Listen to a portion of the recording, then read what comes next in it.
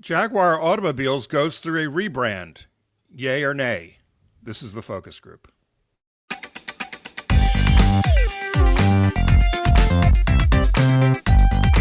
They're all business, except when they're not.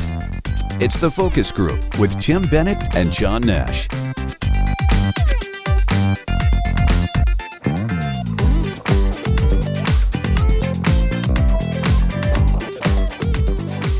Hello, everybody, and welcome to the Focus Group. Tim Bennett here, as always, with my good friend and co-host, Mr. John T. Nash.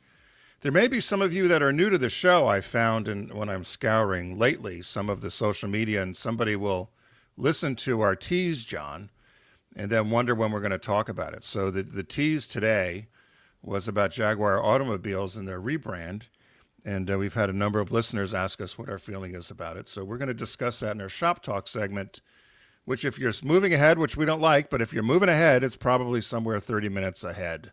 Correct.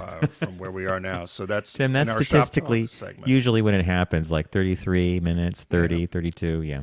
But before then, we catch up with one another, we do some banter, and then we do a Caught My Eye, which are two stories that John and I both share with one another that we think will be of interest to you. We have a visit with our friends from Deep Discount. We take a quick break, and then we go do a business birthday. And then we will do our Shop Talk segment, which today is around the Jaguar Automobile rebrand. But before we get to that, John, I saw some breaking news that came across the wire. And I didn't know if you had seen it, that Macy's had an employee that had hid last year $154 million in delivery expenses, and they can't figure out why, so it screwed up all their earnings. So they've had to delay their earnings, and it was in the New York Times. And I looked again this morning to see if there was any update as to why the employee did it. They can't seem to figure out. The employee no longer works there. The Macy's huge department store conglomerate.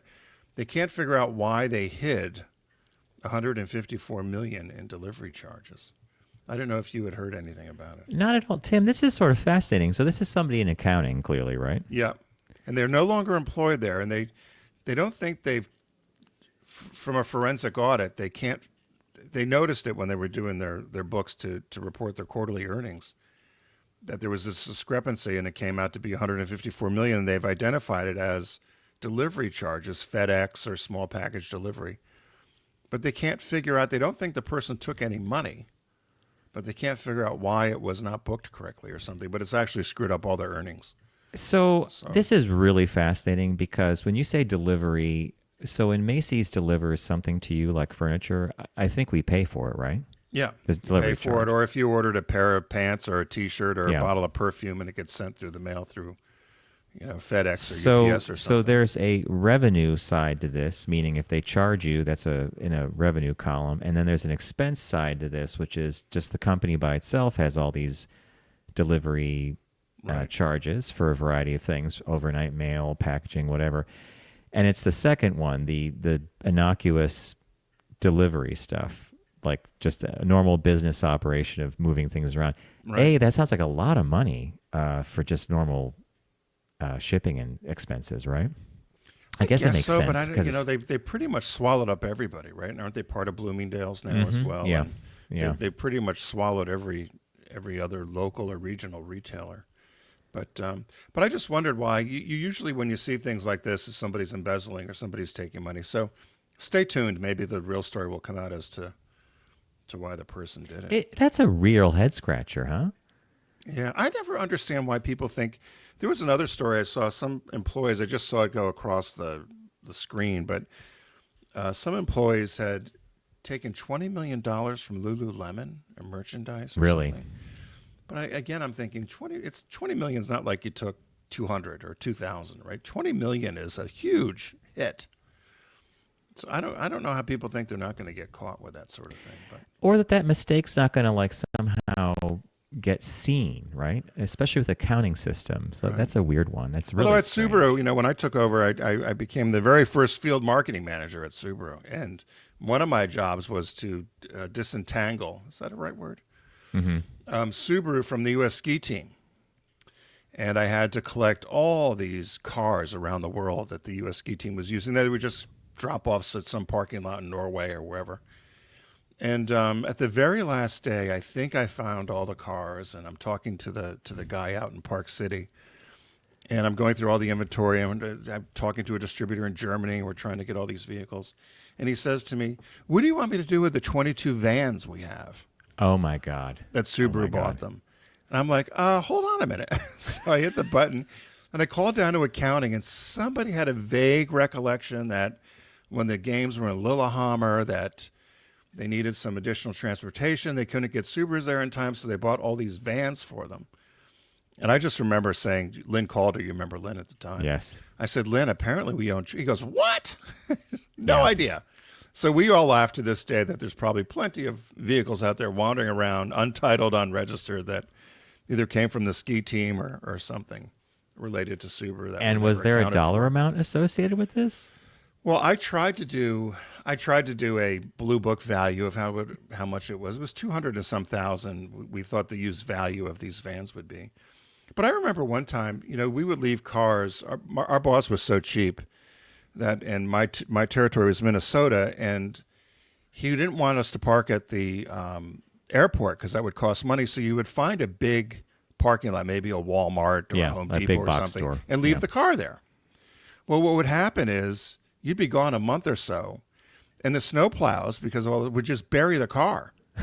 So you could never find the car. And so when spring would happen, we'd inevitably finally get a phone call from the police or something, say, hey, we found one of your cars has been buried for the last 4 months.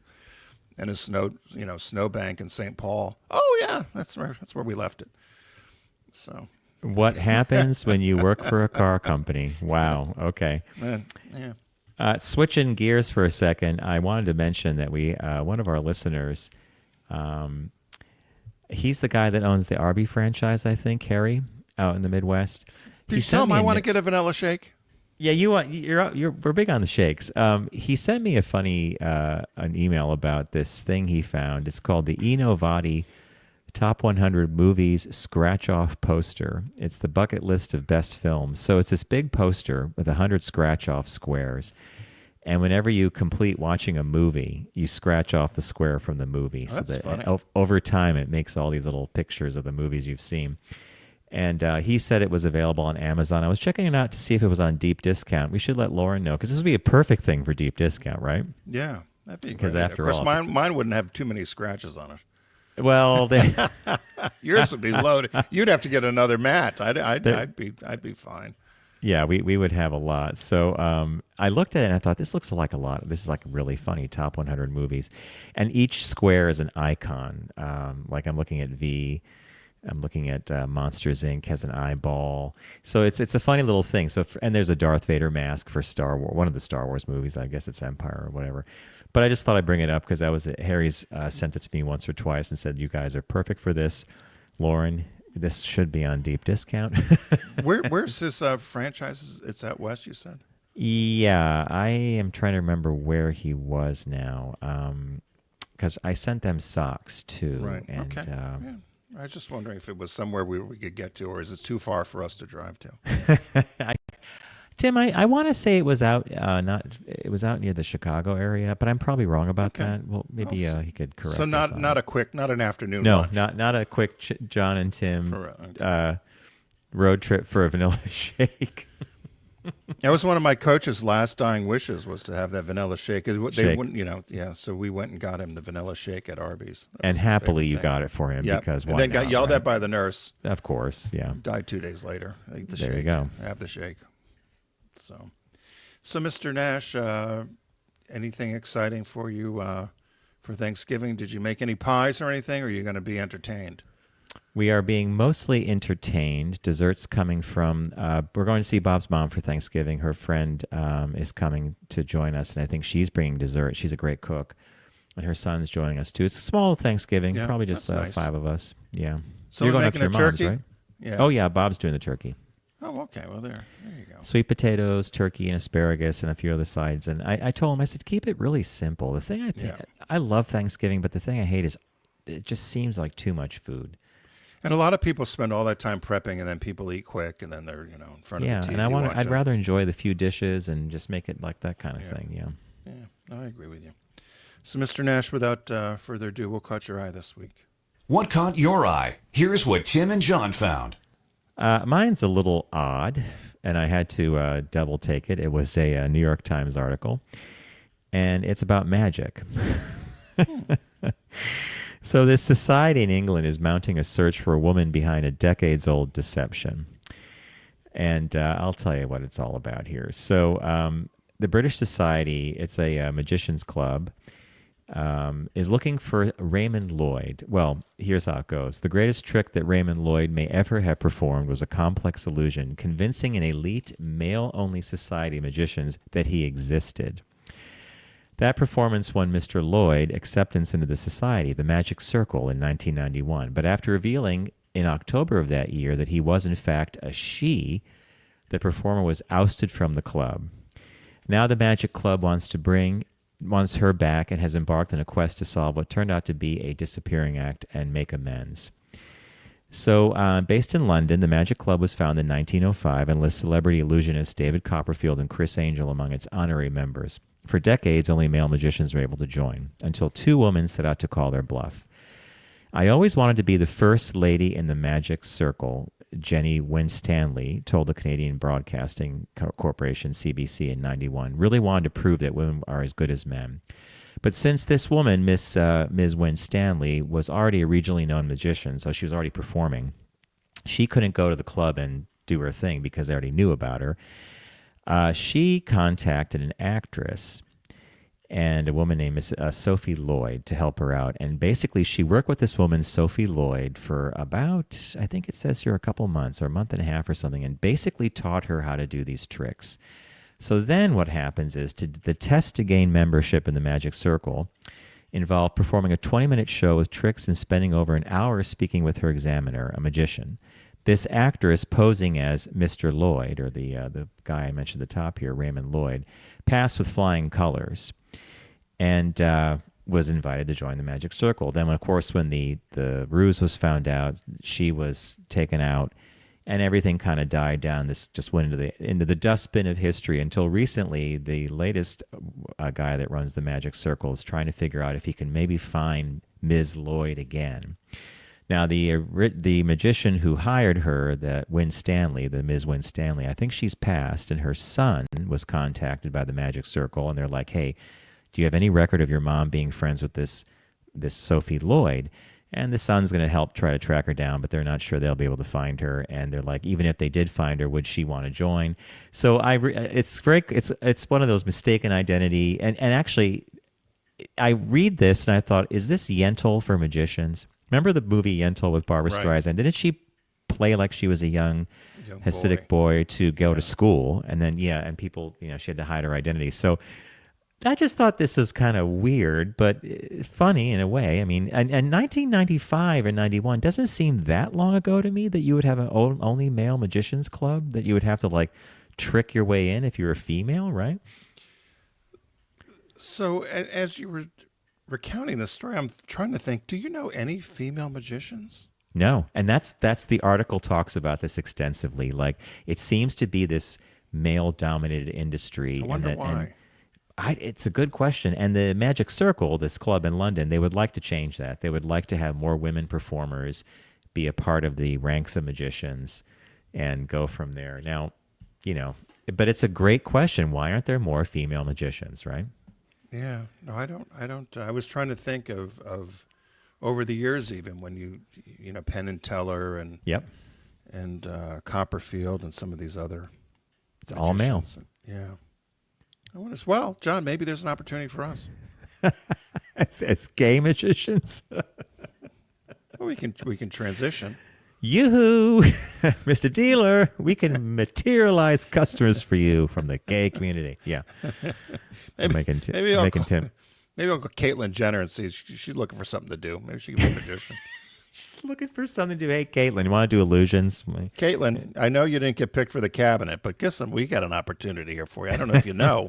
The Magic Circle's hiring. Magic Circle's looking for ladies to do magic. That's terrible. Well, could happen. So mine couldn't be any more different. It couldn't be any different, but it's about girls. It's the Girl Scouts. And the headline, this was from October, but they finally just voted. But the Girl Scouts had considered raising their fees to triple what they currently were. And that's for membership, right? For membership. And they Okay. said that the Girl Scout fees could triple in price. Members say the eye-popping number is out of reach for many families. So this is for Girl Scouts USA. They said they're raising the prices, and initially they were not going to raise the price of the cookies either. And the proposal that they put in front of the USA National Council was to raise the fee 240%. Wow. So currently, if you were a member, Girl Scout due members were $25, and they wanted to jump it up to $85. And many people said that this is just too much of a jump, and it's too big of a jump. They said that the dues are the largest source of revenue, which generate $38 million a year, and there are about 2 million Girl Scouts.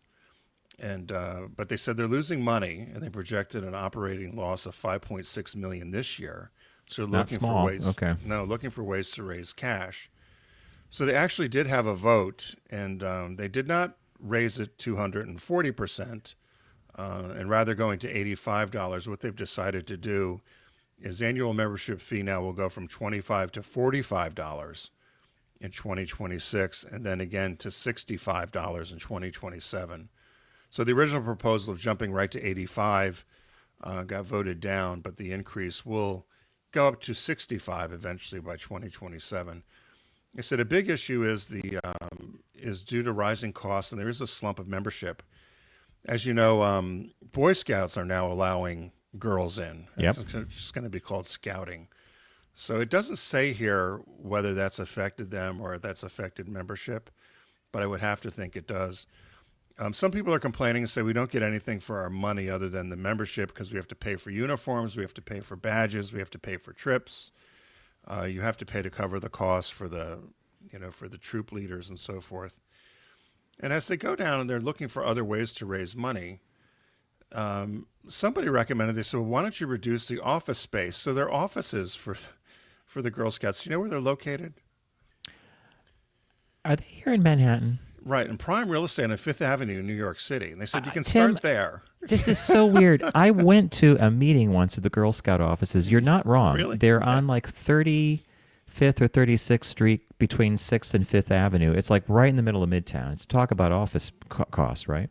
Right, and the base pay for the CEO in Manhattan is $785,000. So somebody again said, hey, Whoa. yeah, 700 some thousand to be the CEO of... $785,000, the CEO of the Girl Scouts. That was I'll do it. That was his base salary in 2023. I'll wear a wig. I'll do it. Yeah, I don't have hair, so I could wear well, Goldilocks kind of. Maybe you can get Caitlin. You can do magic. You can introduce magic to the Girl Scouts. We'll make money appear.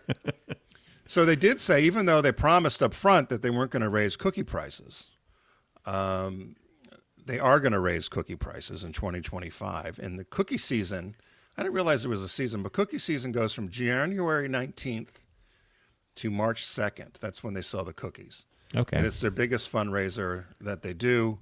That's when orders go in, right? Right. Yeah. They said the prices have not been increased in nearly a decade. I used to always, they say that it helps helps a little, helps the kids, like the lemonade stand that Aaron McHugh would tell us about, that it helps build essential skills like goal setting, decision making, money management, people skills, ethics, that sort of thing. But what I used to say is a lot of parents, when I was in the corporate world, would just bring in the log. And I said, no. I want your daughter to come in here in her little outfit, and I want her to go office I want her to to sell office. me cookies. Yeah. And Denise actually did, it was really cute. Denise had her Rondeau did that? Yeah, had her daughter Sarah come in. She goes, I told you so, and it was cute. And of course, you're going to buy the cookies, right? If you just leave it in the coffee room, maybe I'll sign up. But if the little girl comes to your door, comes into your office selling cookies, you're going to buy cookies. So I still think that there's that personal thing to do that. Anyway, do you know what a box of Girl Scout cookies costs now, average? Are they like $8 or $9? So there's $6 in most smaller markets, what they're saying are rural markets, but they're going up to $7 Okay. for a box of cookies. And they're going to just stick to, they've gotten rid of some of these sample flavors they were doing through the pandemic, I guess because of trying to get a hold of different ingredients and stuff. So they're just sticking with Thin Mints, Samoas, Tagalongs, Do-si-dos, lemon ups, and trefoils. Trefoils. Trefoils, whatever Yeah. they're called. So that's it. I could stop at Thin Mints and Samoas and call it a day. I love That the would be Samoas. mine. Yeah. So anyway, Girl Scout fees going up. Do you remember? I don't even remember. You were a Boy Scout, Cub Scout. I was Boy Scout. I made it Were all you the a way Boy up Scout? almost to Eagle Scout. I think I I was guess one our away parents from just Eagle. paid the fee and we didn't know it. It was very cheap back then. And do you remember that when I think I used to get all my scouting stuff at Howland and Hughes in downtown Waterbury, that big old department store, and they actually had a scouting department. That you got the manual there, Yeah. the badge for your sashes, the belts, the shirts, all of it. Hey, look, I've always said this. I had a great experience in scouting. Had great scoutmasters, good kids in the troop.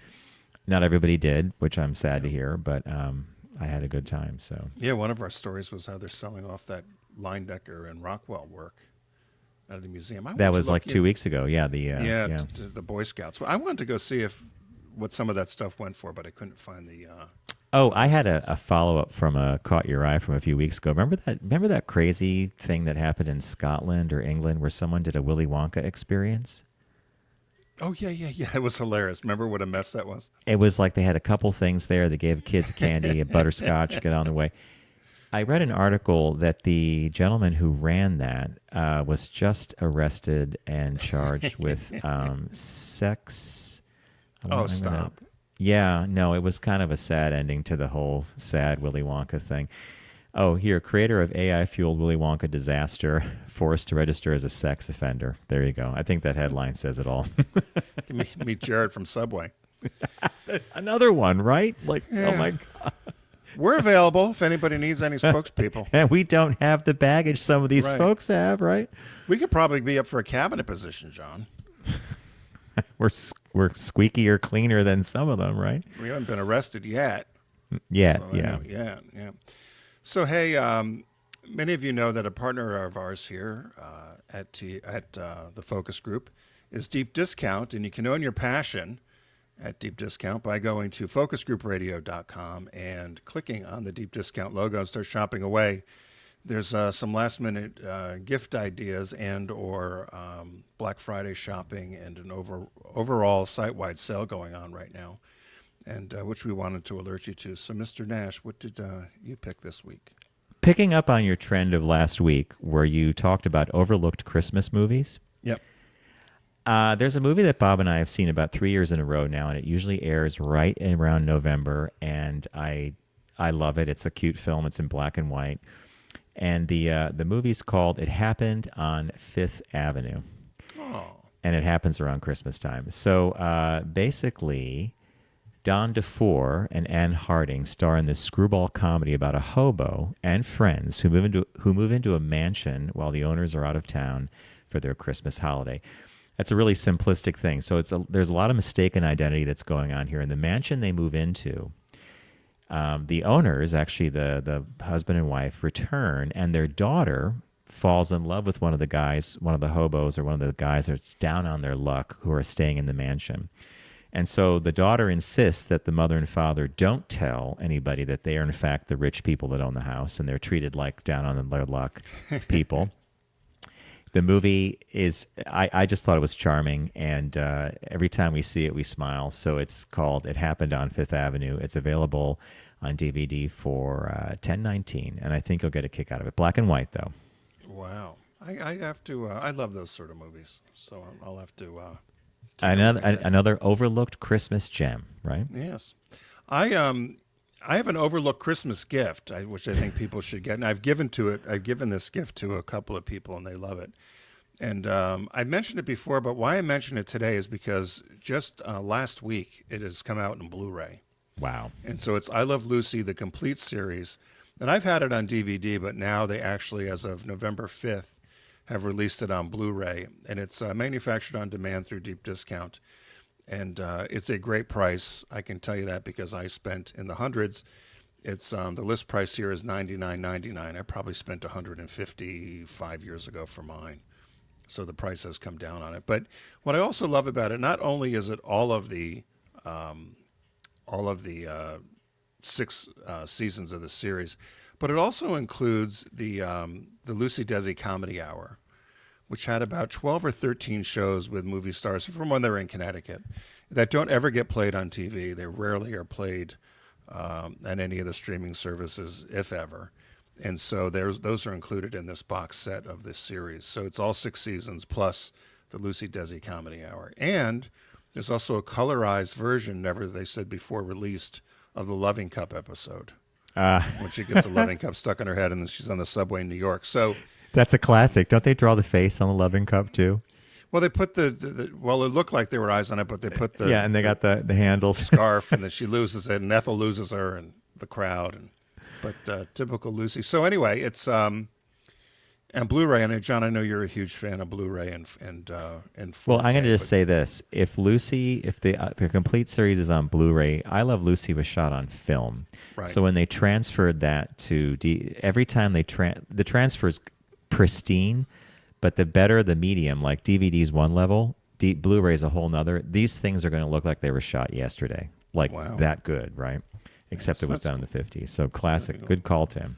So what was the release this week, Mr. Nash? The release is a movie I never saw, and I'm dying to see it. And now it's available on Criterion because I love the director and I love some of the stars. It's The Shape of Water, available on the Criterion Connection.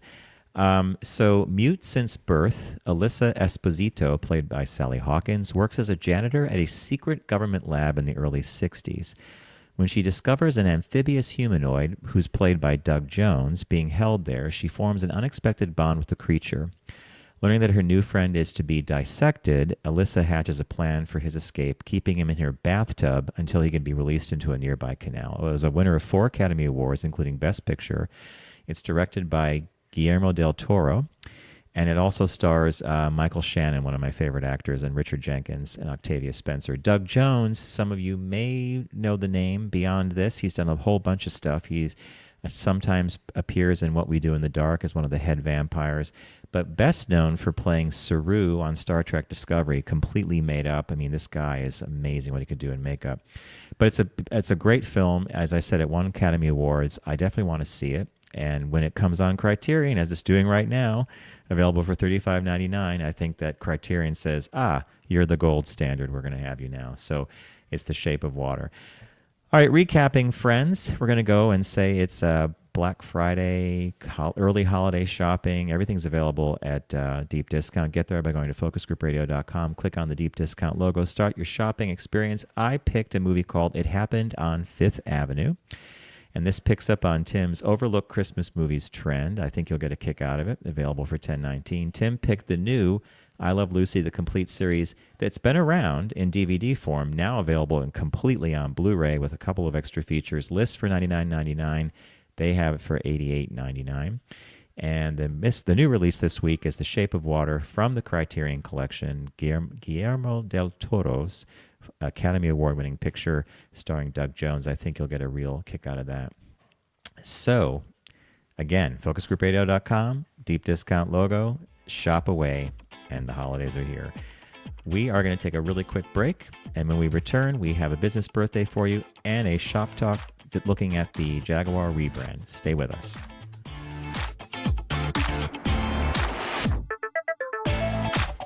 You're listening to The Focus Group with Tim and John. Learn more at focusgroupradio.com.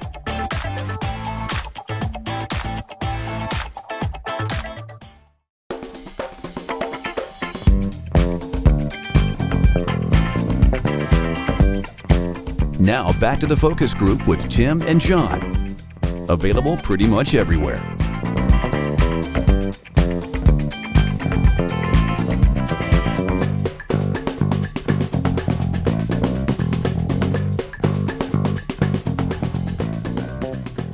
Everybody, welcome back to the Focus Group. Tim Bennett here, as always, with my good friend and co-host, Mr. John T. Nash.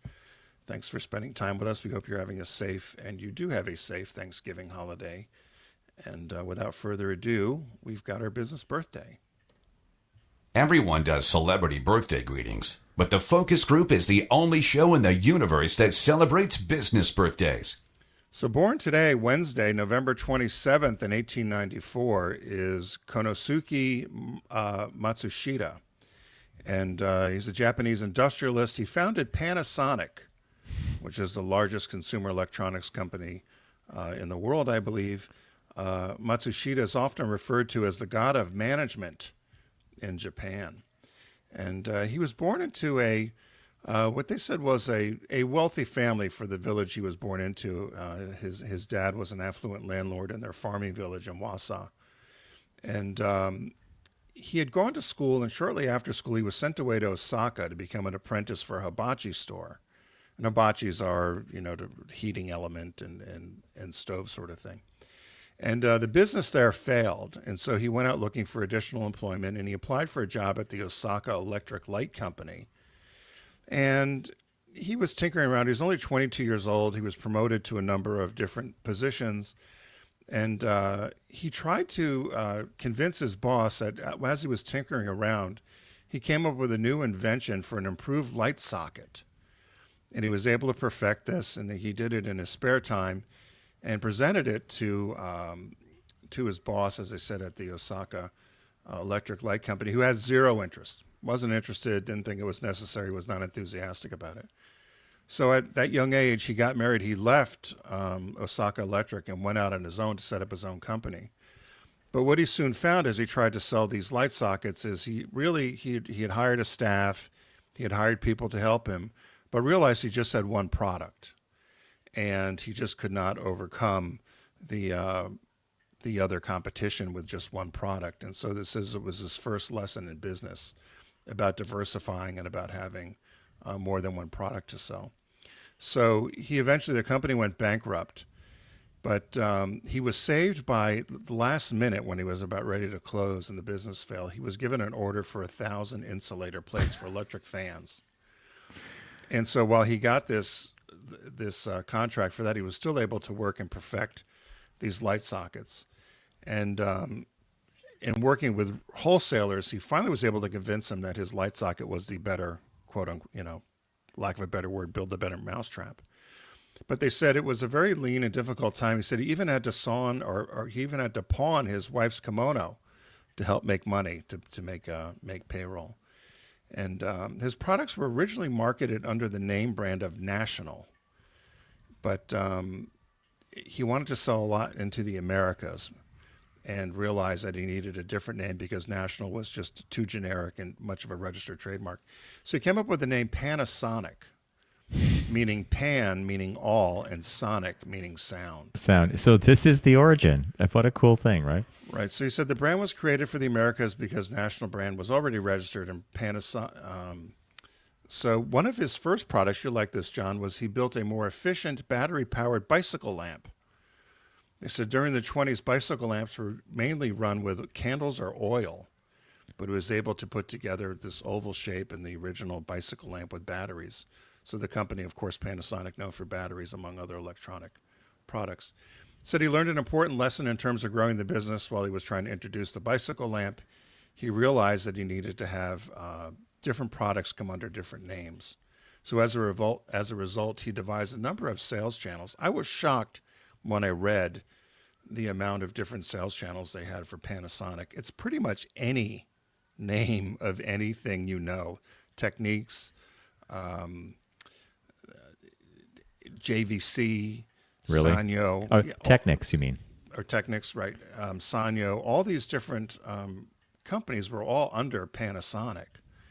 But so audio was Technics, JVC, might have been speakers, so he moved and all under the Panasonic umbrella, but set up these different names for products, which, of course, now Panasonic still has family membership running it, but $42 billion in revenue wow. last year, and but close to $60 billion overall in net revenues, they said. He died of pneumonia in 1989 at the age of 94. He left his own personal wealth was only about $3 billion. And I love the way that casually rolls off your tongue. Only about $3 billion. Yeah, there's currently about 230,000 global employees. Last year's revenues were $60 billion in U.S. dollars. Fun fact, Panasonic was also the first company to sell a bread machine, which I thought was bread maker? Really? The bread maker, yeah. And they said in 1963 they were producing 8 TV sets per minute, which accounted to about 22% of all Japanese production for TVs at the time. Wow. And Wow. the largest share of any company. And that was 1963. So Wow. Panasonic is just, ubiquitous. Giant. This is one of these birthdays where it goes on and on and Because on of and all he on. did. All he did and what they acquired. And they even had owned 50% stake in Seagram's, Wow. the alcohol company, Mm-hmm. but were the number one for refrigerators, blenders, rice cookers, color TVs, microwave ovens. I mean, can you imagine? So talk about, no wonder why he's known as the god of manufacturing in Japan. Yeah. In Japan. Good business. I think it's a fantastic business birthday because sometimes when you discover what is behind the simple singular product or the individual behind some of these huge global, like national brands, it's amazing. Konosuke Matsushita. So the Matsushita, you founder did a of good name. Panasonic. You did a good job pronouncing that as well. I try. A lot of I'd it's like- how it's written with Japanese, right? A lot of it's exactly how it's written. Yeah, and Japanese has no inflection. Yes. Which was always a mistake because everybody says Subaru, and it's Subaru. It's like Subaru. There's no like Subaru. Subaru. There's no ba. There's no Subaru. it's Subaru. Got it. Yeah. So lots of Japanese. It was the same thing with the Olympics when they were in. The Americans were saying Nagano, but it was Nagano. Nagano. Nagano, not Nagano. We were all saying Nagano. There's no emphasis on specific No, points it's of just the. Okay. straight through. And I can read Japanese, not the characters, but I can read Japanese as it's written in our alphabet. English, but yeah. I don't know what the hell I'm saying, but I can read it. It's like Spanish, right? Yeah. Once you know the sound, you can do it. So hey, when we teased at the beginning of the show, we talked about we teased the fact that Jaguar automobiles, part of Range Rover Land Rover, is going through a rebrand, which has caused quite a stir last week. And a lot of not only the advertising and marketing trade press, but also just in press overall. In fact, they've got, over social media, they said over 25,000 comments, plus millions and millions of impressions, which they said, in the scheme of things, by how small the company is, it was probably successful just from the stir that they've made. But Jaguar has decided they're going to rebrand itself, and they're being accused of either going woke, or which we all have lived through this last election, or lost sight of what customer. their brand is, or Yeah. the customer, or who the brand is.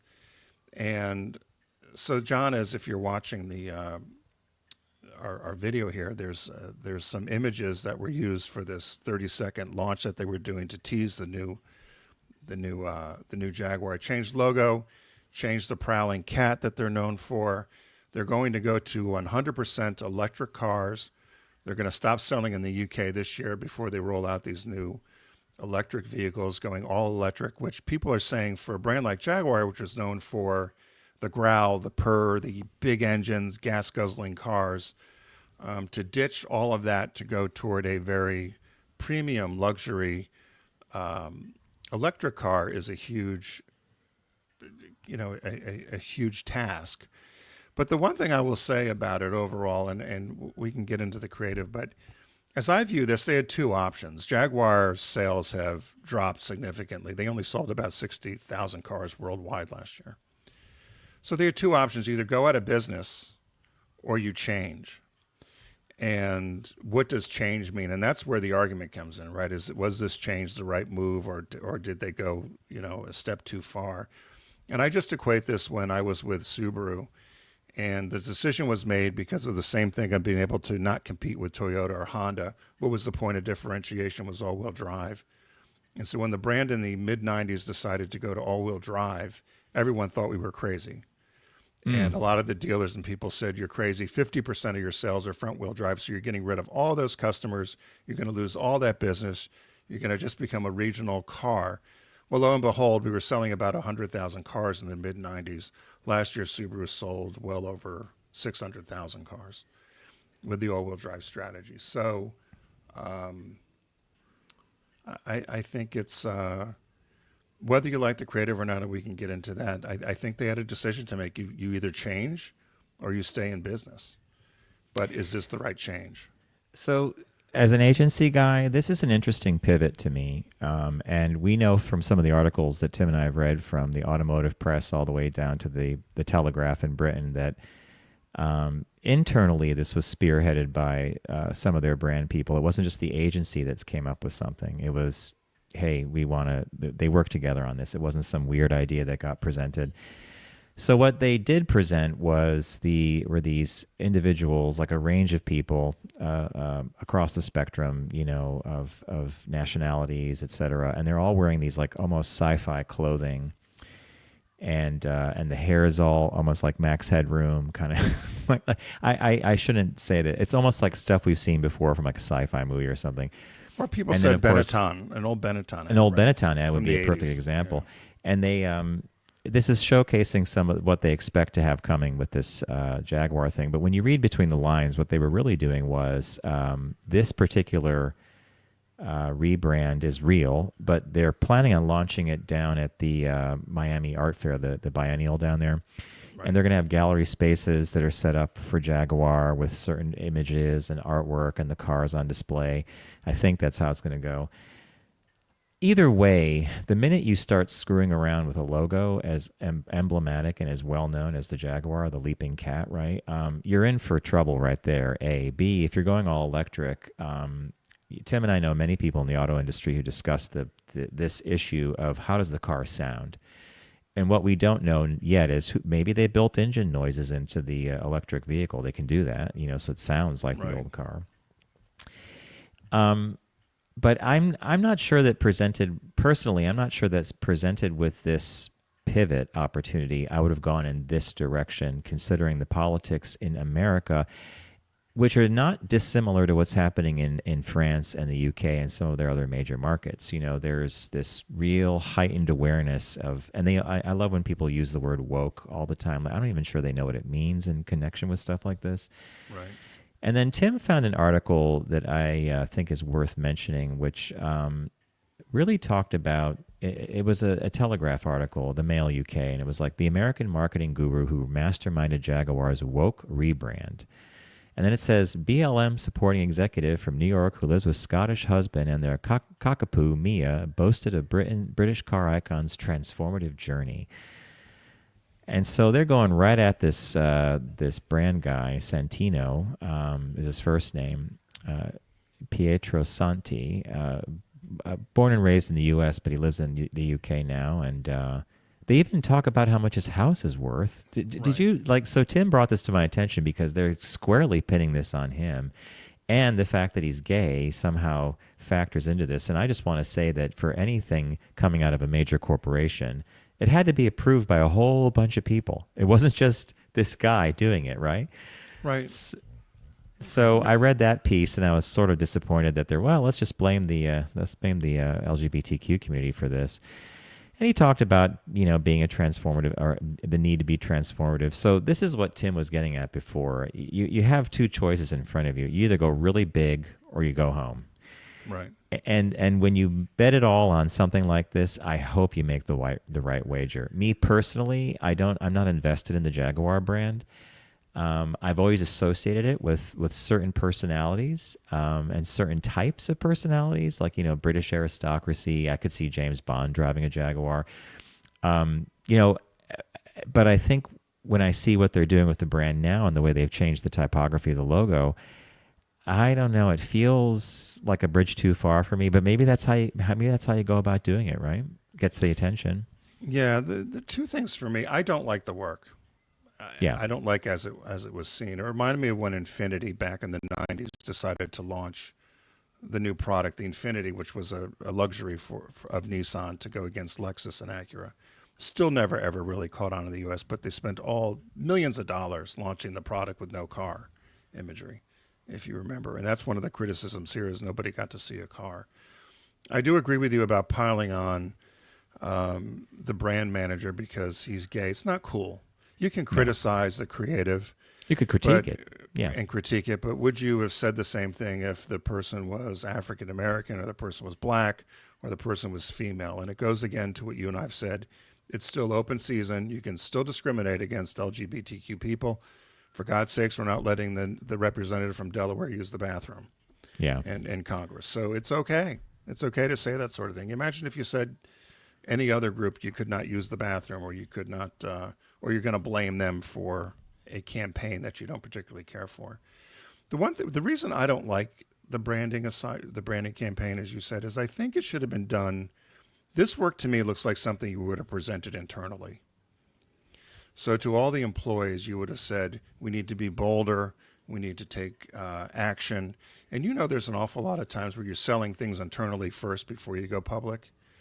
And to me, the employees could have taken this message and understood that we need to be more bold. We need to be more thought-provoking, creative, whatever the word was going to be, and do that internally to get people on board before you then are prepared to roll out the car, the product, and what the actual campaign is. So I think they did a branding assignment, but to me it's an internal branding assignment that they went public with. I would not have shared this with the public until there was actually a campaign in place. Maybe there is a campaign in place, but what this did to me is left them open for criticism because, as you said, it looks like a Benetton ad. There's no car. It does look off to me. For Jaguar, yeah. Right, and the product or that rock in the back, to me, I said, is that the kind of a car under wraps? The maybe, shape, or is that the shape of what the car is going to be? I don't know. So it doesn't help me complete the circle to see myself in it. I'm like you, I'm not invested in it because it doesn't feel relevant to me. I don't identify with any of that imagery. And so, but maybe that's what they're trying to do. It's not for me. I can't afford a $300,000 electric car. No. So that's not for me. Twitter car. on Twitter/X, people posted a lot of memes about this, including some pictures of the creative, and in the comments were really eye-opening. And I think that's the dangerous thing about doing business nowadays. Many people in the comments actually said things like, I'm taking delivery of a Jaguar on Thursday next week. I think I might cancel the order. Like ridiculous things like that. Yeah. Like the car that they're getting has no bearing on the campaign that they're seeing. But it's it's virtue signaling, right? It's like this, if I know I'm not going to be seen in a car with that's now associated with all these people in these crazy costumes and this new logo and the pink treatment, the whole bit. That's what you're running into now, right? You make one misstep with this crowd, meaning the crowd in general. And suddenly people are like, I'm not going to buy that car. I'm not going to go shop at that store. Whether or not they actually follow through on it is meaningless at some point because they're making all the noise on social. And that seems to be what people are paying attention to, right? Yeah. And, one of the criticisms or one of the things a lot of people will complain about is, the company didn't go far enough. They didn't. Yeah.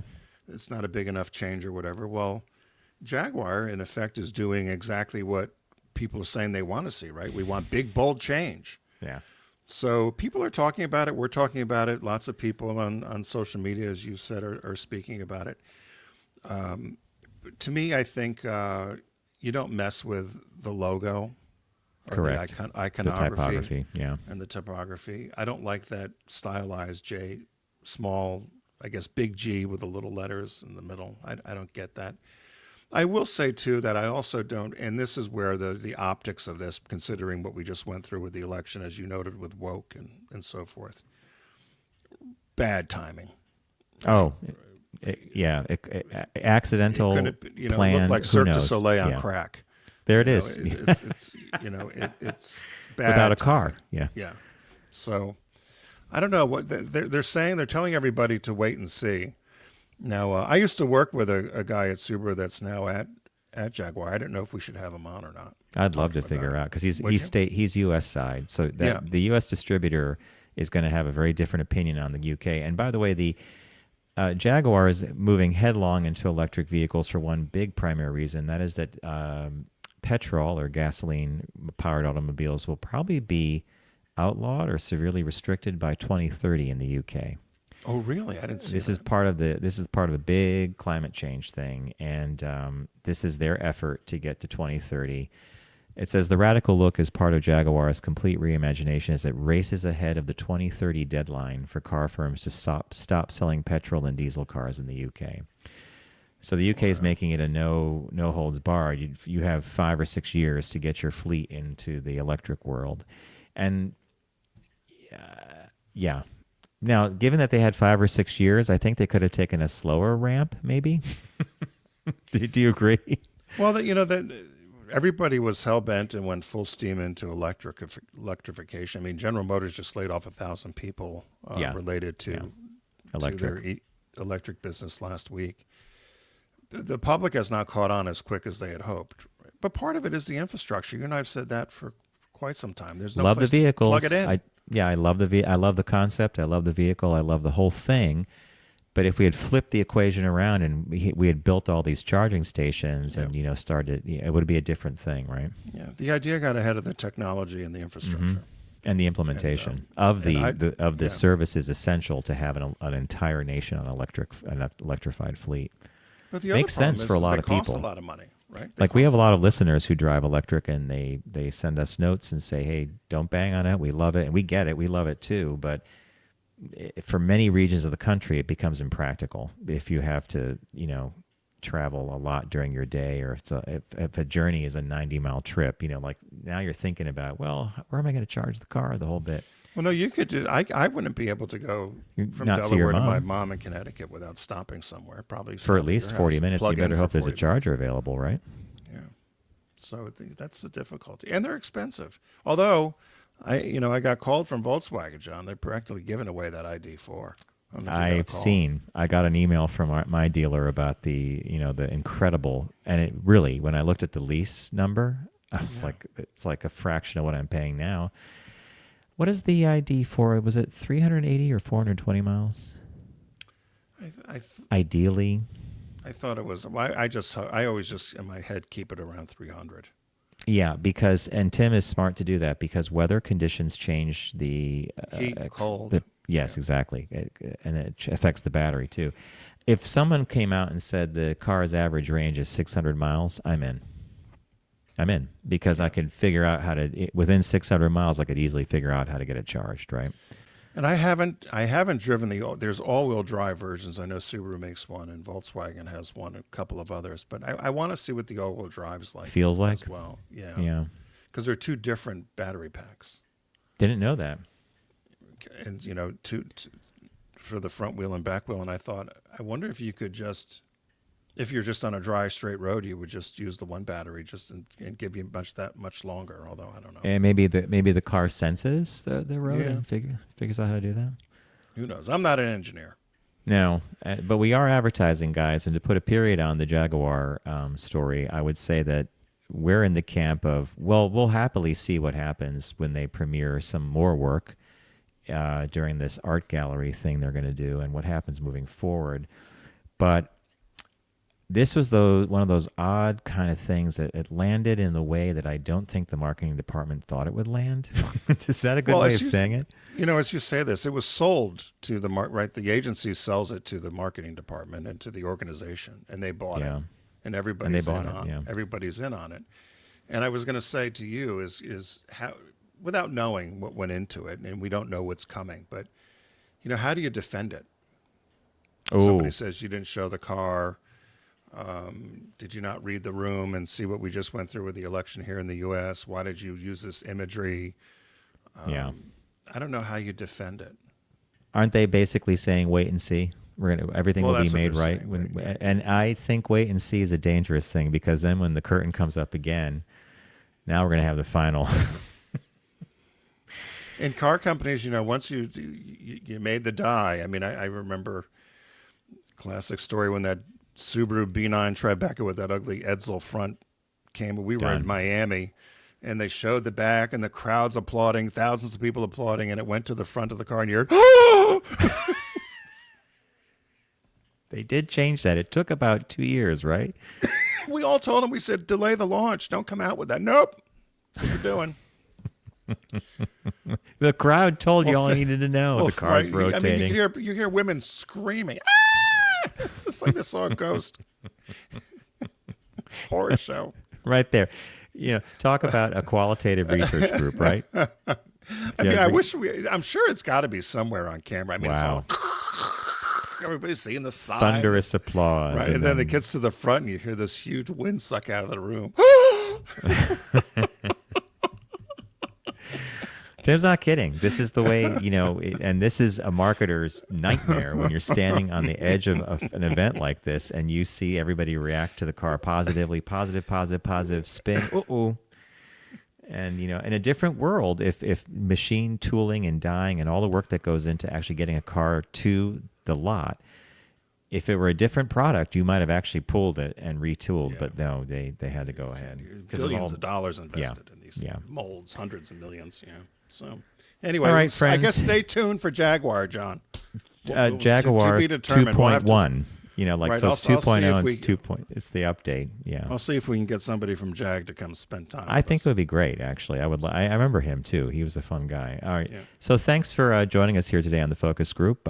We want to remind everybody that Deep Discount is a partner of ours here at the Focus Group. FocusGroupRadio.com is the site you'll go to, and you can click on the Deep Discount link and start your shopping experience. It's a Black Friday sale. Deals everywhere on everything they have there, from music and books to TV and to movies, which is what we talk about often. I picked a show called It Happened on Fifth Avenue, old black and white movie, which is falling into the camp of Tim's forgotten Christmas movies or overlooked Christmas movies. Tim picked I Love Lucy, the complete series, including extras and the Lucy and Desi Comedy Hour, available on Blu-ray now. And the new release this week is from the Criterion Collection called The Shape of Water. Guillermo del Toro's Academy Award-winning film is getting the Criterion treatment, so we think it would be wise to check that out. And in closing, since it's holiday week and everybody's going to be lots of travel going on, please don't text and drive, arrive alive. We want you here next week for the Focus Group. So thanks for joining us, and as I said, we'll see you next week and have a wonderful holiday.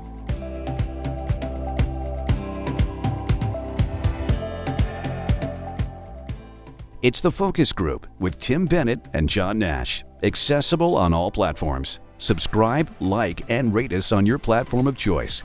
Learn more at focusgroupradio.com. That was a stunning focus group.